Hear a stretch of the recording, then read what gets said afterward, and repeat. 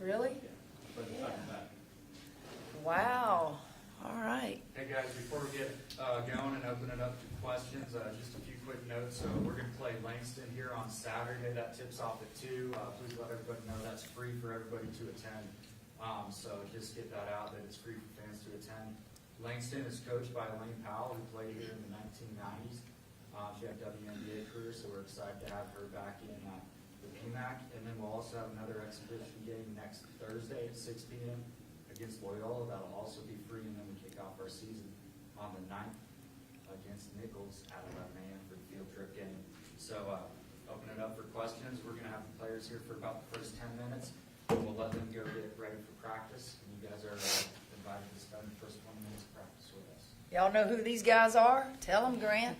We got Hannah Guster's here, Jalen Cherry on the left. How y'all doing?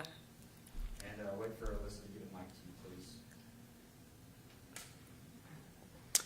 Jalen, does this feel like the first normal season you're going to get started on in like 3 years? It's good. I feel right now it's going to be a very confident season for me. Coach has instilled the confidence in me to shoot the ball more and, not take away from my offensive ability, knowing that I can play defense on the other side. So, yes, sir.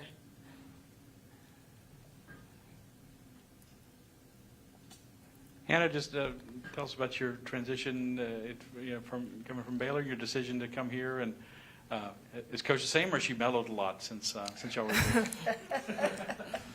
She's definitely the same. She's gonna always be the same.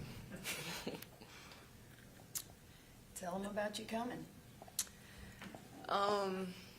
I would say I knew coming here, this was the only coach that was gonna bring me to the highest potential possible.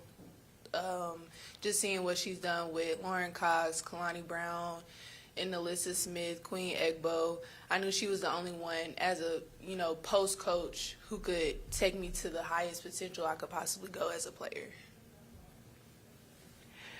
Jalen, let me rephrase my question.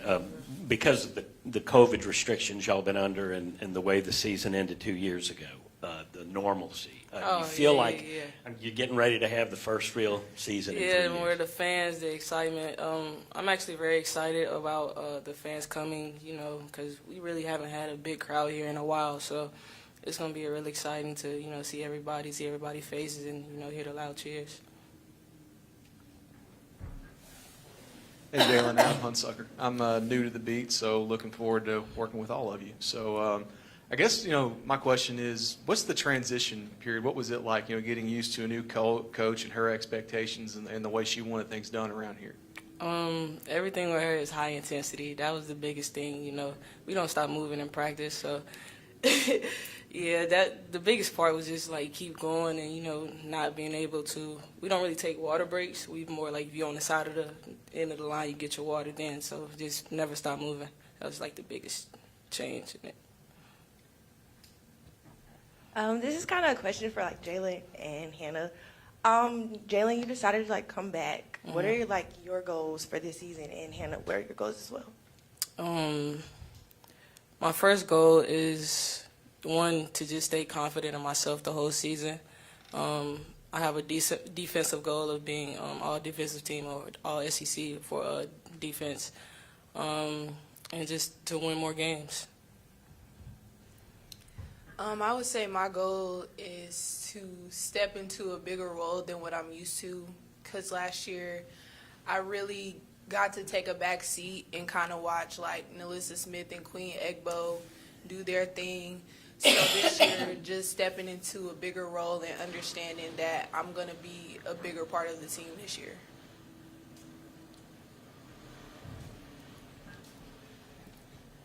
Jalen, being one of the fifth-year players on this team, how have you taken on that leadership role so far this season? I'm not much of a verbal person, so my leadership role will be, showing everybody everything's supposed to be done with hard work. You don't never take a slack off. I don't say too much, but if something goes on, I will say something. Jalen, you had a lot of folks come out the other night. You had folks come out from, when Coach was introduced back in April.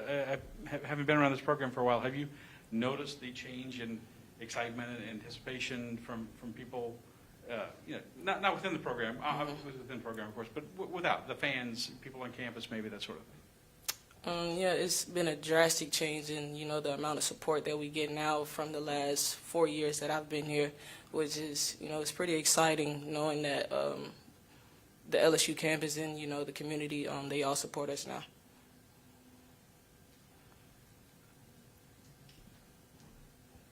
Hannah, playing for Coach Mulkey already, what is her coaching style, and really, what is it like to play for her? She's very intense. She expects everything you got, you have to give it to her. Even if you think it's enough, it's not. Just keep working hard. She's very high intense, but she's a winner. Having her on your team, you're gonna win.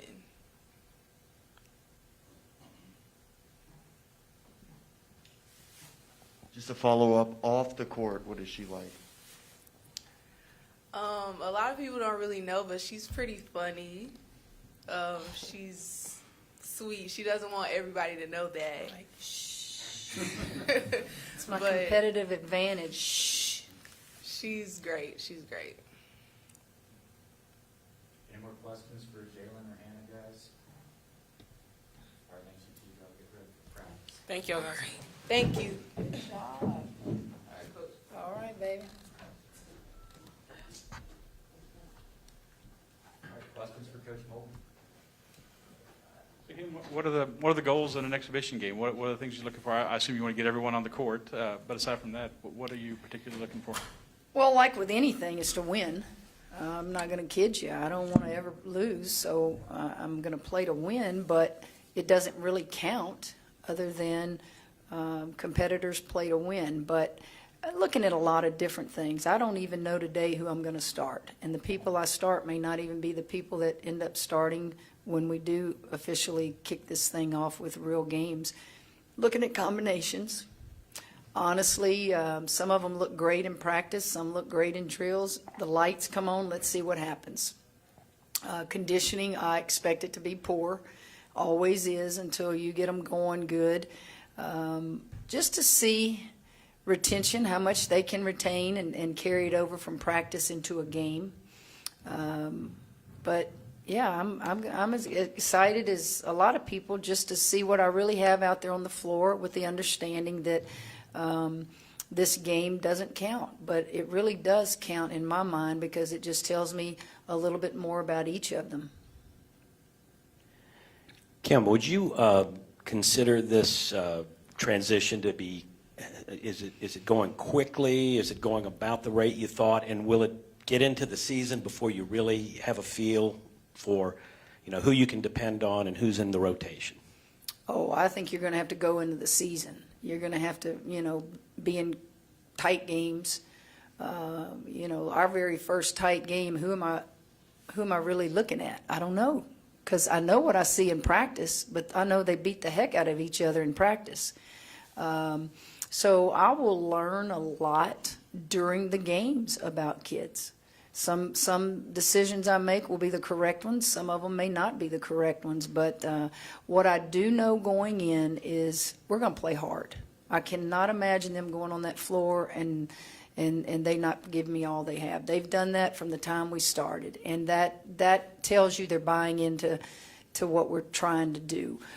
Do I expect it to be a finished product? By no means. We may not be a finished product all year. This is the first year putting in a system.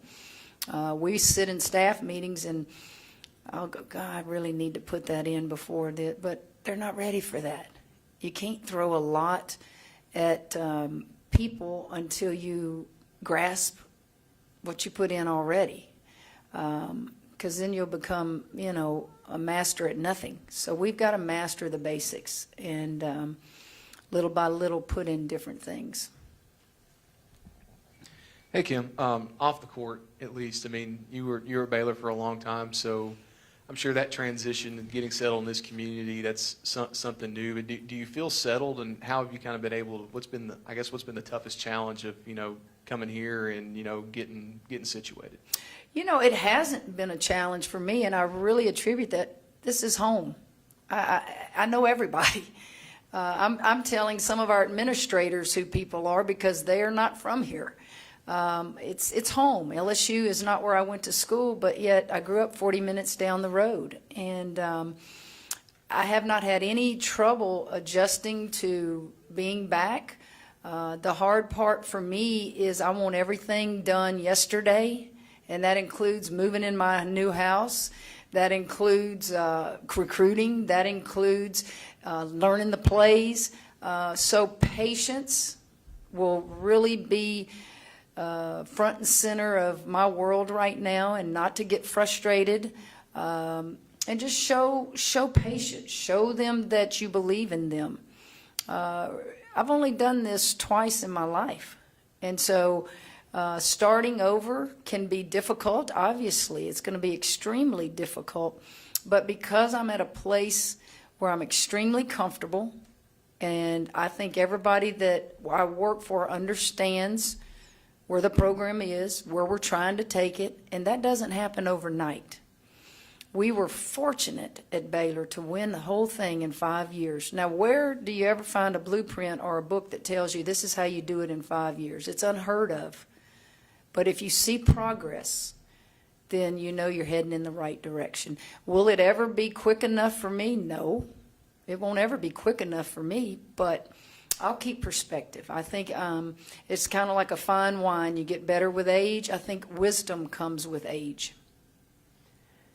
Kim, I'm not suggesting that you play favorites, but you were a point guard, and I'm wondering if you get really close to your point guards on your team, and the second part of the question would be, how much of yourself do you see in Kayla Pointer? Well, you don't have favorites. What you do, it's funny you ask that, because as I teach on the floor, I'll stop in the middle of practice and I'll say, anybody know who my favorite is out here? And they all look at each other. I don't have a favorite. I guess the favorite all-time player I've ever coached was my daughter, for obvious reasons, but it didn't get her any more minutes. I certainly have those who I understand and kind of laugh at, and then I have those who challenge me to get the most out of them. I play to win. To answer the point guard question, the point guard has to be an extension of me on that floor. They have to be able to take all the credit and all the blame. They have to know every position on that floor, what those guys' responsibilities are. They have to start the pass to make the first entry pass to get us going. They've got to call the correct defense. They have to be the coach on the floor. And so I have to at times be hardest on them, but I also know they get most of the credit. It's like a quarterback in football. The receiver never gets credited for an interception, right? Regardless if he tips it or somebody tips it, it always goes back to the quarterback when you look at the stat sheet. And so I tell them there's a lot of credit coming your way. But you got to remember, you have to take the burden of blame sometimes just to help your teammate. And Kayla Pointer has been nothing but a trooper. She has been a warrior for me since I got here. You remember that was her Aunt Nikki. How difficult is that to want to stay? And she did. And she's allowed me to challenge her. She's allowed me to praise her. She's picked to be an all-conference player this year, and we need her to have a great year. Do you see anything in her that reminds you of yourself? Oh, they're all better than me. I was smart, man. I played with some of the greatest to ever play this game. And kids nowadays, they're all bigger, faster, stronger. They have resources that we didn't have back in the day. They have NLI opportunities. They get money on top of their scholarships now. They're living the best times of their life in college. Kim, you said how you've only done this a couple of times. Have you been, leading up to this season, have you been in touch with some emotions and feelings that maybe you didn't experience? You know, I'm sure every year you're excited for every season, but that you hadn't felt maybe since you started at Baylor, or maybe even started as a player at La Tech? No, not really. I think you get a little anxious, but I want to have that anxiousness. If I go into a game and I don't have butterflies in my stomach, then I need to get out. I need to get out. You know, and that's the way I was as a player, is that, wow, until that thing's tipped off, man, I'm ready to go. Certainly, guys, I'm a realist. There are going to be so many down times. Do you think just me coming here, I'm going to wave this magic wand and we're going to win all these games? It's not going to happen. But I know what I'm going to look for on that floor, and I know every day it's going to be better and better and better in some capacity. But I'm excited that the community's excited. I'm excited that when we host events like we've hosted, that it's packed and that there's a lot of people here. I'm excited that our goal is to sell 5,000 season tickets, and I think we're approaching that 4,400, and we haven't even made a big push for that yet. That's exciting. If you're not excited, then why do it? Now, can I do at 59 what I did 21 years ago? To be honest with you, I told you, I'm a lot wiser. You think I'm going to go out there and take a charge on these kids? Back in the day, my very first job, I was out there taking charges. I'm not stupid, but I'm out there instructing.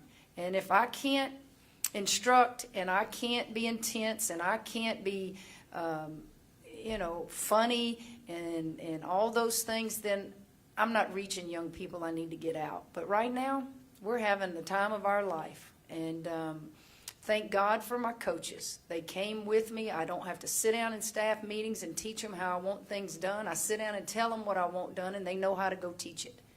And we just got to keep working. We got to keep recruiting. We got to keep selling this program, and we will. A couple more questions for Coach, guys. Yeah, Coach, you've constantly preached to fans that this process is going to take some time. What would you consider a success in this first season?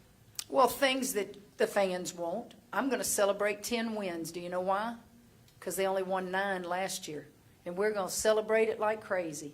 And then I'm going to count up how many games we have to win to not have a losing season. And we're going to celebrate that.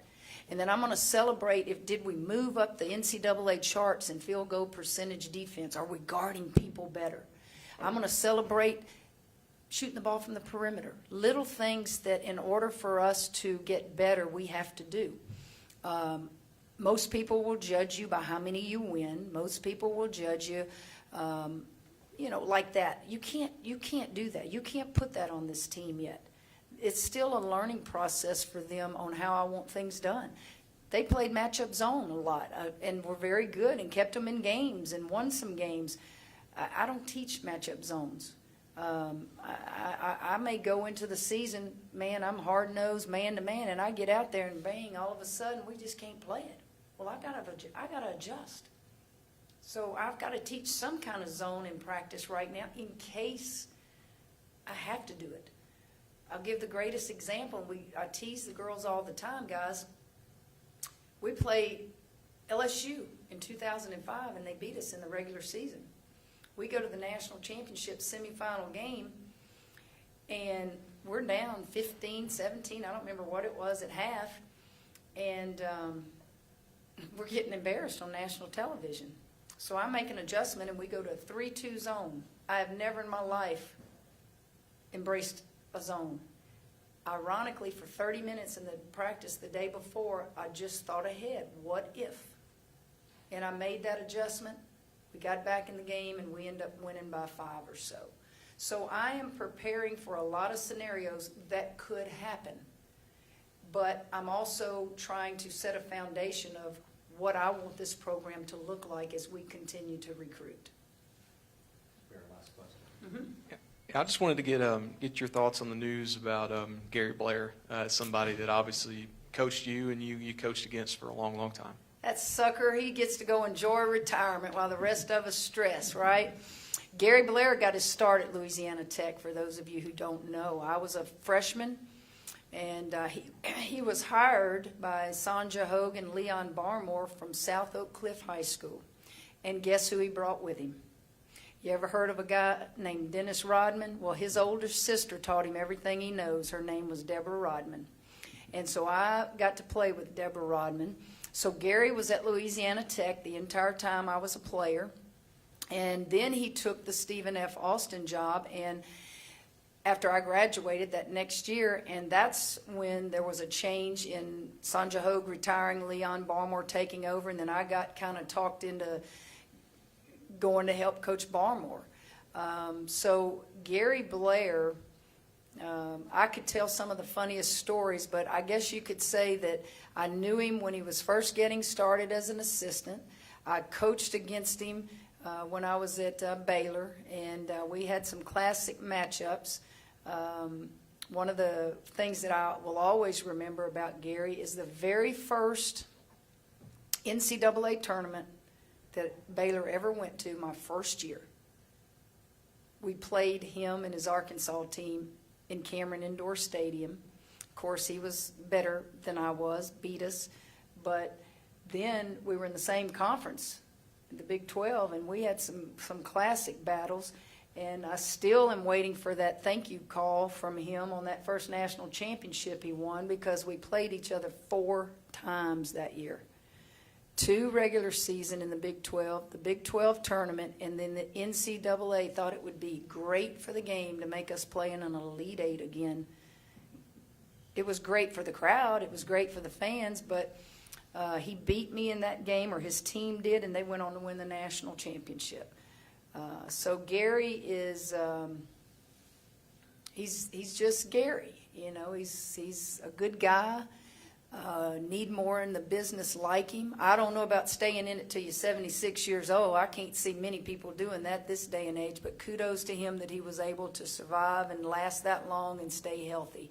And go enjoy retirement, Coach Blair, and I look forward to going against him this season. He's got a very good team. He won the thing last year in the SEC, and I would imagine he'll be fighting for it again this year.